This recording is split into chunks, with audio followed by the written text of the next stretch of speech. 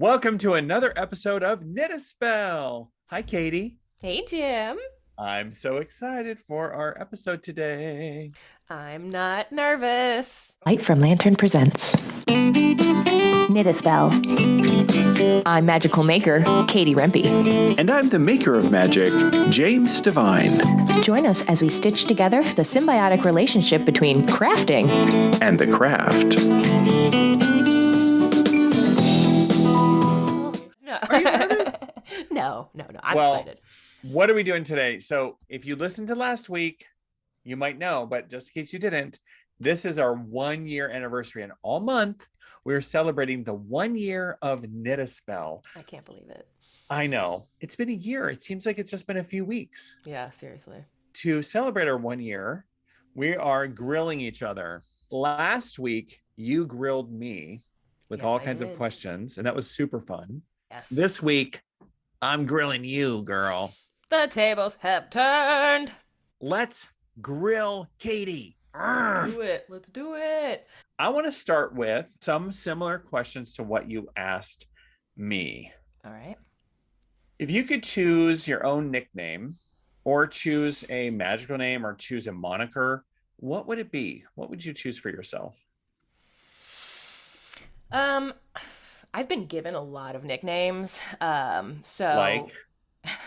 my mom has probably like a million nicknames for me. I don't know why, but like Lucy, Susie, Nancy, Cookie. I know it's a myriad of, and plus like my family is big into nicknames, so But like none of usually- those have anything to do with the name Katie. I know, and they're other people's names, which doesn't make it any more sense. That's just how the family works, okay? Don't try to make sense of it. I think like the biggest nickname that is actually part of my name is just that it's actually Catherine, and most people call me Katie. My dad will call me Kate. It's weird for anyone else to call me Kate. I do remember like growing up, anytime I wanted to like take another name, it would always be some a very outrageous name from like a video game or something. Like I remember playing Street Fighter or something, and the one female character was called like Blade, and I was like, Blade, yes, that's my nickname for the next month. Call me Blade. So yeah, so it was more like that. So. All right, so I guess we're just gonna call you Blade for the Just rest call of me the Blade. Yeah, done. Kidding. Well, it's like your Sasha Fierce, right? Beyonce has her Yes. like persona that gets her through like projects. Sasha Fierce. Maybe that's Yeah. you. Like when you're really up against a project, you're like, I gotta bring out Blade. Oh, you don't want to see Blade. When Blade No. shows up, shit gets real. Jim, you don't Yes. don't let me bring out Blade right now. So, what are 3 things that you hope people might say about you in your eulogy? Here lies Katie Rempe. She was. What do I hope they say, or what do I think they'll say? Oh, what is your aspiration? Okay. You know what? Okay, the first thing I was gonna say, what do they think? But I don't mind if they say this. She sure was loud, and I'm okay with that. What does that mean? What's the deeper meaning behind loud? Yeah, well, I mean, like, I am actually loud. I will go from, like, a very chill to, like, oh my gosh, if I'm excited, I'll get very bursty. But yeah, I think, generally, aren't women supposed to be quiet or something? I don't know, maybe Okay, there's so like a there's subconscious thing there. is there some coded misogyny in like women aren't supposed to be loud, and like is being loud sort of a like a feminist sort of anti-misogyny type of thing? I think there's something in there. Maybe. I don't know. My family also is just generally very loud and quite Italian, so maybe that has something to do with it. But yeah, That's I'm awesome. sure a little bit of all of that, I'm sure Yeah. has. So is it good to be loud? I think it's good to be loud. I am not afraid to get my opinion out there, so maybe that's part of it. She sure was loud. She sure did it her way. She probably has no regrets. So she was loud, she did it her way, and she has no regrets. So tell me what those mean. Inspire me with loud, doing it your way, and having no regrets. Well, I guess they're probably all connected in a way, because, by being loud, you often can get things done your way. And by doing so, you regret less things quite often. I'm at least more willing to fail at a thing or have it go badly than not try at all, because those are usually the things I regret. So I learned that early and was like, oh no, I'm not doing this anymore. Even if I'm very uncomfortable, what if it's great? It might Yeah. suck, but this also already sucks. So Yeah. I love that. I think that's really cool. Be loud. Do what you want. Don't be Do an it your asshole about way. it, though. But Do yeah, it do your it your way. way. Yeah. And No have no regrets. regrets. Yeah. That's almost what's going to be engraved in your tombstone, maybe. Perfect. Done. One less thing I have to do later. Check it off the list. Yes. I think of you as a highly motivated person, lots of internal motivation, which I'm like, oh my God, I wish I had that. But what do you do? Where does your go-to, whether it's a song, whether it's something else, when you need to calm the F down? So it probably depends on the type of chill. Like if I'm really angry, kind of like that kind of upset, usually like a good form of like a physical activity is a good thing for me to turn to. Like I have to go walk the dog right now, or I have to go punch this pillow a bunch of times. Oh, that's so healthy. Or like write down stuff. And that for both like sad to upset feeling like, but I would say, and I guess this isn't surprising since I asked music for you, that music is a huge influencer for me too. So if I'm feeling blue or just overwhelmed, I can help turn myself around after years of realizing what I do to myself. And instead of like just listening to the music that makes it worse, like I used to do, and be like, just lean in. I was like, okay, maybe I don't always need to lean in. Maybe I need to lean out. Put in a little bit of a Earth, Wind, and Fire, or like, 90s pop, or just anything to kind of like just swing it back in the other direction. Okay, next question. Is there a psychic moment that you remember that blew your mind? You asked me about a prophetic dream, but I'm wondering, outside of like a dream, do you remember like a moment that was like, I had such a psychic experience? So actually, one of my stories of this kind of does come from a prophetic dream. So back in the day when Harry Potter was a thing, I would go to like the midnight release parties and get the book. I think it was like maybe the second to last book where I guess, hello people, if you haven't read them at this point and you're like gonna freak out about spoiler alerts, this is just not my problem. So it was the night that I got it.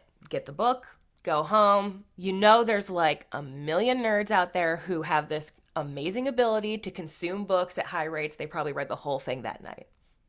I do not have that ability. I'm sure I got it, went back to bed. But I remember having this dream. Dumbledore died. And I was crying like, oh my God, he's dead. Why is he dead? Why would she kill him? This is terrible. And I woke up crying. And then I remember going, you just got the book. Like, it's fine. Don't worry about it. He's alive. And guess what happens at the end of the book? Dumbledore dies.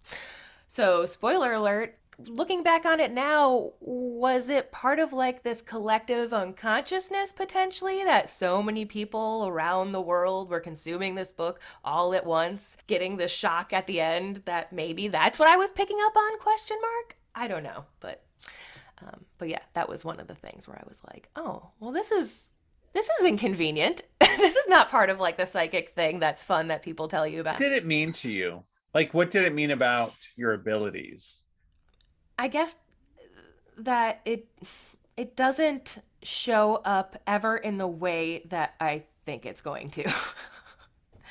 And I think for me, especially one of my life lessons, I'm pretty sure, is to just stop trying to figure it out. Just go with the flow. Just let it happen and experience it. All right. You asked me, because you said you asked this question in interviews, which I think is very interesting. So I'm going to ask you, if a genie showed up and it's like, you can have a superpower, what would be the superpower you would pick? It's funny that last week you were like, oh, mine's changed over the years, because mine also has changed. I used to really be attracted to the idea of telekinesis, like do everything at once. I could be knitting and cleaning and playing this video game all at the same time, right? Like, no, multitasker. And plus, like, you could fly with that by making things fly and all these things. However, now I feel like what I would prefer is the ability to speak and understand all languages, communicate with anyone. I think that's hugely powerful. We've been watching this YouTube series with this guy who can learn so many languages. He's just absorbs them. And he will go to places that are concentrated in this language and just talk to them. And they're always like, what? And so happy that he cared enough to, learn it and want to do it. And I was like, wow, this is a really powerful connection tool. And what a gift. I love that. I've often wished for that Matrix download ability to be like, download how to fly a helicopter, download Cantonese. Korean. Yeah, exactly. Yeah. All right. Same question you asked me last week also. All right. One of the most magical places you've ever visited. I really find that for me, like a place of power sort of feeling comes from being really high up and in like a windy area. So what came to mind first was when we would go skiing, there's a huge mountain with this giant lift you have to go up to do basically all of the runs. And by the time you get up there, it's like you're transported to a different area, like on the planet or on a different planet. And you can see everything, and it's just a totally different perspective on everything. Yeah. And with the wind blowing in your face, it's just like none of your cares or worries really matter at that point. And so I think it's very freeing. I remember being above the tree line at Blackcomb in Whistler, Blackcomb up in Canada. And there was that experience of being above the clouds, above the tree line on the mountain peak, and just being like, I'm on top of the world. Yeah. Same question you asked last week also. A time or the first time or a time, a memorable time when you interacted with a being that was not of this world. I think the most interactive I've ever gotten was probably when I was still in fashion school and was like the last one there in the floor, and it was late and I was putting stuff away and I heard my name whispered. I think that was the most interactive, but like after that, nothing happened. But I do remember feeling like, that's interesting, and confirming later that other people had had similar interactions that they also thought were like, nah, someone's got to be playing a joke on me or something. So when we come back from the break, we are going to do a fun exercise on your timeline and some rapid fire questions. So stay tuned. Don't go anywhere. We'll be right back. Hey, Knit a Spell listeners. It's Katie. Are you interested in a new knitting pattern that will help you knit with intent? Well, then get ready, because the Self-Love Cowl has arrived and kits are available from UU Yarns. Whether you're knitting for self-love, abundant luck, healing comfort, joyous empowerment, or even robust romance, there's a colorway option for you. Go ahead and check out all of the options of this fun and interesting cowl that you can knit with intent to have a little magic worn around you at all times. It also makes a great gift. Whether you're knitting one for yourself, knitting one for a friend, or simply looking to learn more, you can do so by visiting lightfromlantern.com. Happy knitting, magical makers. Hey, Jim, I was just on your website and I saw that you have an option for readings. Are you doing more than just palm readings now? I have started offering tarot readings in addition to palm readings. Yes, finally. You can find information about tarot readings or palm readings on my website, thedivinehand.com. Both are available virtually anywhere in the world, or if you live in the Seattle area, I am seeing clients in person as well. Thedivinehand.com. That's where you can go to learn more. Okay, Magical Makers, we're back. So let's do your timeline exercise, shall we? Mm-hmm. I don't remember how old you are. I am 36 currently. Oh, to be 36 again. I know. Okay. So if we go back 20 years, you're 16, right? Mm-hmm. Yeesh. All right. So the timeline exercise is where you take a breath and you imagine yourself 20 years ago. And so we are going to do it similar to how you did it, which is a little different from how I do it, which is I want you to think about your magical abilities and beliefs when you were 16. Where did you live? What were you doing? Have you got that in your mind? Mm-hmm. All right. So you picture yourself and you picture your magical or your spiritual beliefs. And then your 16-year-old self has a glimpse of your 36-year-old self. So what are some impressions she has? What is the comparison? What's the reflection that is occurring? So at that point in my life, I was homeschooling, very much locked in my room most of the time. It's funny because the impression that I get is like the past me just like, how the hell did you get there? Like, how did you figure that out? It would be so beyond what my scope was at that point that I think it's like, would probably be hard for me to even like, whoa. That's cool. Mm-hmm. Oh, that's so cool. I love that. All right. So now let's take a breath. Be in your time and space right now. And 56-year-old Katie, what she's achieved, what she might have transformed into, what you may have transformed into. And you just imagine this dreamy person. And you look at her and you're like, oh, hell yes. What is she inviting you into? What future is she inviting you into? So this is interesting because we did this on your Meet a Mystic show like last summer. And the person I saw then is not this person I'm seeing now. It's different. It's a different energy, more solidified, I guess. Confident and chill. I guess. Sure of herself, centered, grounded.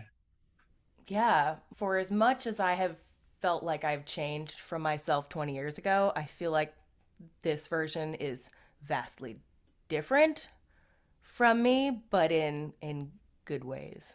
How does understanding her or seeing her shift you now? Yeah, it kind of makes me wonder what's coming up. Yeah. It's almost like a more serious version of me, which is funny because I feel like I'm a very serious person, even though I kind of come off as kind of like a goofball-y type thing. I can take things very seriously, I guess. Maybe I'm taking the right things seriously. Oh, that would nice. be nice. Yeah. Yeah. You're focused. I really have a lot of respect for you. You do things that I'm like, oh my God, yeah, you're amazing. Yeah, right. Any reflections on that process? I think maybe I gotta go visit her some more. Maybe she can pay me forward. Go visit her. She's would love to hang out with you. Yeah. Visiting our inner mentor or that future self is a really powerful journaling experience. I highly recommend. Okay. All right. Rapid fire questions. Let's do it. Let's think about sweets. Maybe it's dessert. Maybe it's an occasional like, oh my God, I want something sweet. Chocolate, vanilla, or fruity flavor? Chocolate. Yeah, probably ice cream. Chocolate, probably ice cream. Yeah. Noted. A dream vacation spot. Oh. Whether you've been there or not, or even if it's not even a real place. Oh. I'd really like to go to Iceland. What? Yeah. Again, maybe it's because of that like mountainy, cold, windy kind of situation. I feel like that's like the place you could go to for that and really get like a high experience on that. Yeah. Friend of mine's Instagram, as the plane's landing, she's videotaping an erupting lava volcano as the plane's landing. I'm like, that's a little close to the airport, but yeah, active. It must be a magical place. Yeah. Reincarnation, you believe in it? I sure do. What? That's just right off the bat? Yes. Yeah. Your favorite feature of yourself? This could be mental, physical, or spiritual. It doesn't matter. I like that. I like to make decisions and do research, but I also can be persuaded to change my mind. While I do have courage of conviction, I'm also not too big to like realize that things are learning and changing. So yeah, that's you put a stake in the ground, but it's movable. You don't cement it in. Yeah. I love that too. Handwritten or typed? Oh yeah, handwritten. I still write out everything. So if not knitting, then what? Good question. Like, not what are you doing, but what are you doing for a creative expression, or what are you doing for a hobby? Yeah. I like to read a lot, so I could be reading. I might be doing like a watercolor drawing of some kind. Maybe I'll like play some video games for a little bit. Even though it's hard for me to play video games because I'm always like, you're wasting time. This is doing nothing. You're working towards goals that don't mean anything. Aliens, are you a believer? Yes. I've had a fear of aliens like my whole life. I grew up in the 90s and there was a rash of alien takeover movies that perhaps made an impression on me. Do you mean you believe in aliens like the way NASA believes in aliens? Or do you believe in aliens like the Greys? They have secretly been here and one day you'll accidentally come upon one camped out in your basement. I don't know. Maybe all of that, none of that. Who knows? I'm open. Okay, finish this sentence. My perfect pet is a Dog who doesn't bark all the time at everything. Pancakes. Sorry, Pancakes.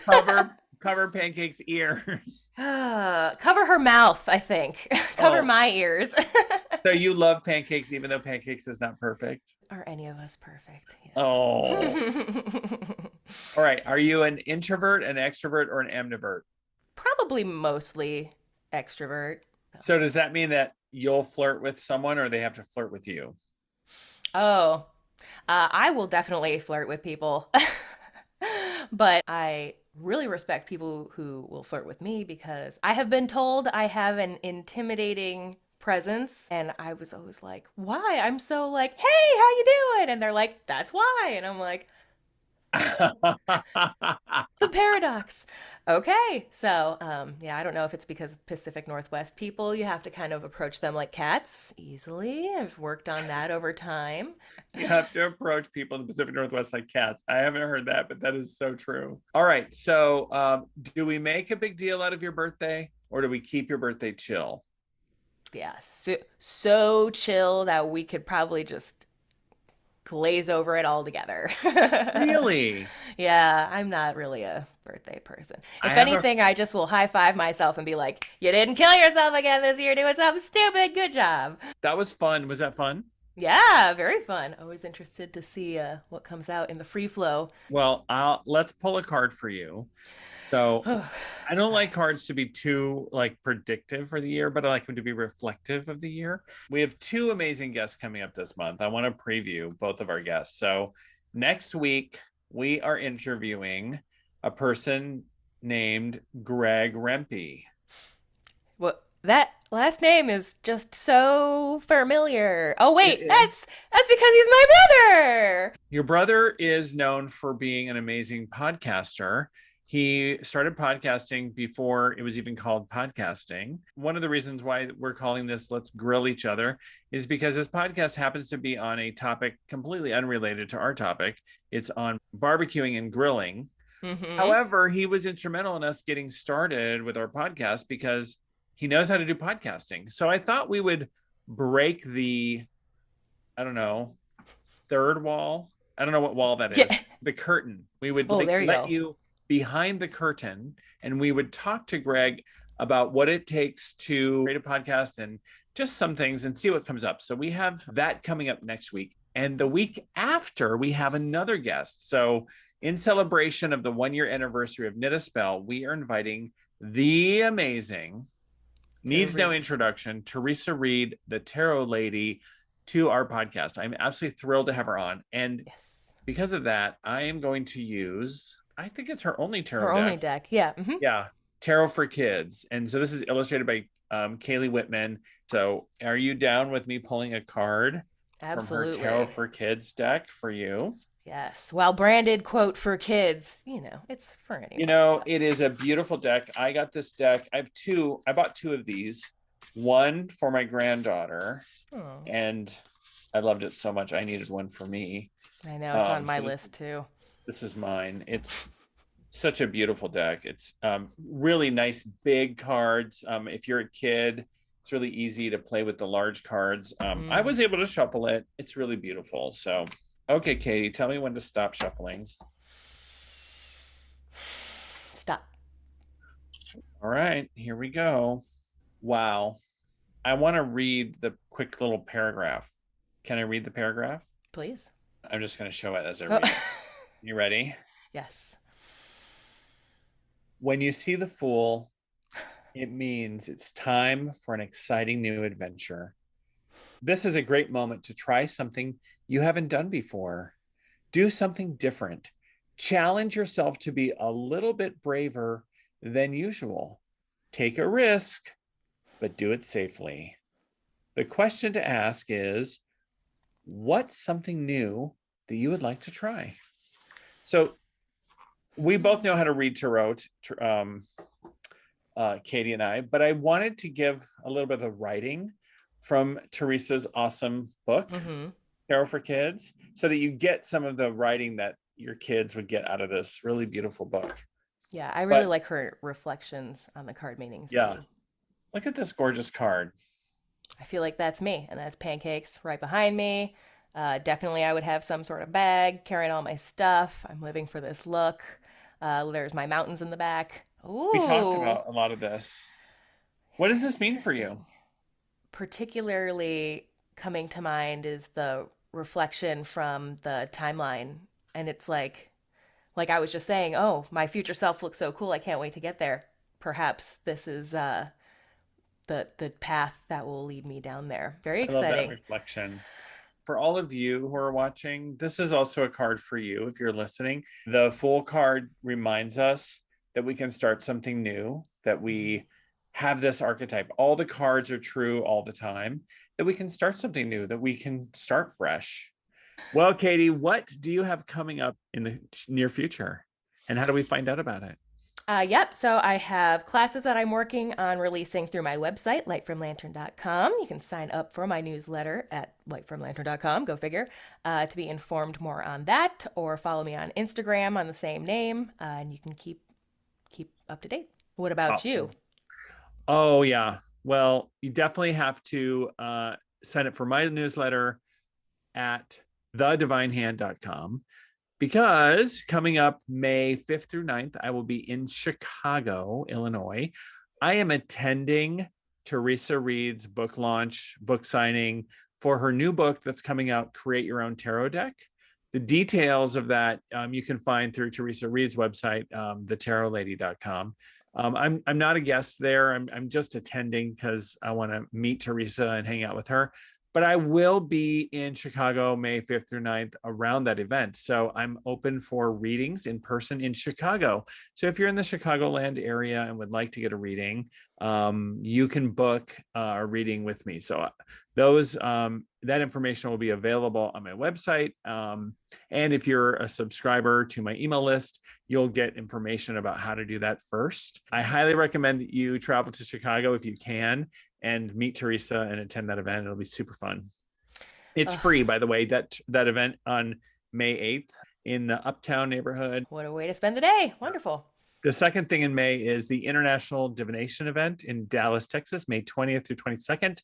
I will be doing with Madame Pamita a disco divination tarot themed party called Studio 78. And I will also be teaching my Learn Palmistry in Just One Session workshop. So that is a fabulous event happening in May in Dallas. So look for both of those on social media and on my website and in my newsletter. A summer of fun. Very good. Yes. All right, everybody. Well, until next week when we welcome my brother, Greg Rempe. Jim, it's been a delight. Have a great week. So fun. Talk to you soon. All right. See you next week. All right. Bye-bye, everybody. Bye. Thanks for listening, everybody. And don't forget, new episodes of Knit a Spell are conjured every Wednesday. Learn more at knitaspell.com and follow our Instagram page at Knit a Spell. If you have a quick second to support the show, feel free to drop us a review on iTunes or share this with a friend. Jim and I appreciate your support and look forward to seeing you next week.